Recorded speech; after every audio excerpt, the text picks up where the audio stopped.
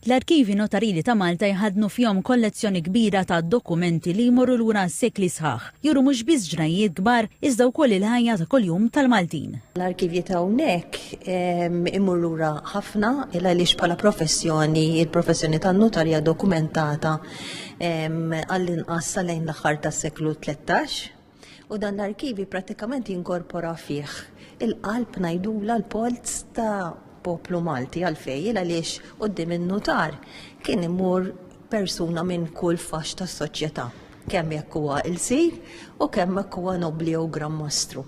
F'dawn l-arkivi stajt nosserva dokumenti li jvarjaw ħafna, minn testmenti u wittri personali sa kidbiet marbuta ma' avvenimenti straordinarji. Fost l-aktar kurjużi riċetta tas-seklu 18 għal-ingwent mediċinali magħmul mix-xaħam tal-bniedem li dak iż-żmien kien jintuża biex ifejjaq ċertu mart. Dan kien mamul oriġinarjament minn dan Mark Aurelio Gisconi, mbagħad ir-riċetta tiegħu bieħħa lil persuna oħra li mbagħad beda jservi ta' aġent tiegħu biex jinbih.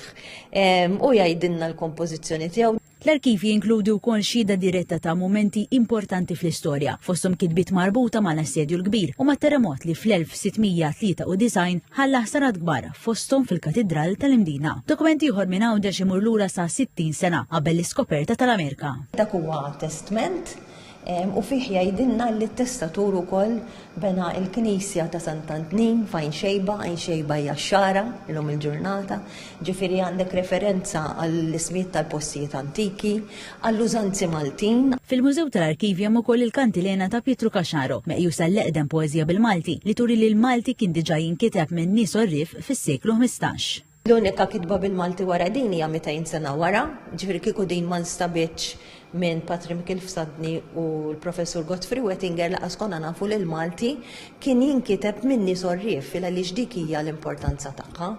Għaliex fl-introduzzjoni tiegħu Brandano Kaxaro dak li traskrivja fil-volumi notarili tiegħu jgħidilna illi din il-kantilena inkitbet minn poeta, minn oratur u minn filosfu.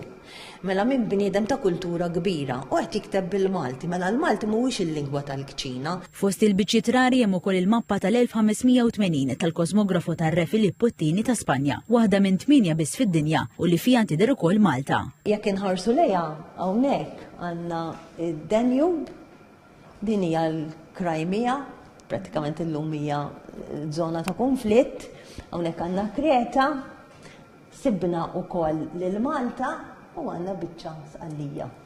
Allura irnexxielna wkoll insalvaw lil Malta. Flimkien ma' dawn id-dokumenti oħra li llum iqanqlu kursita kbira. Pereżempju għandna jittri minn il-Sira ġewwa l-Afrika, ġewwa Tripli, li qed jibgħatu korrispondenza lejn Malta. Ħdejn il-mappa sibna wkoll dokumenti dwar beħ ta' nsira li inkludi l-ismijiet u l-prezzijiet tagħhom fost lista ma tispiċċa qatt ta' oġġetti li qatt ma bsarna li se nsibu fl-arkivi notarili.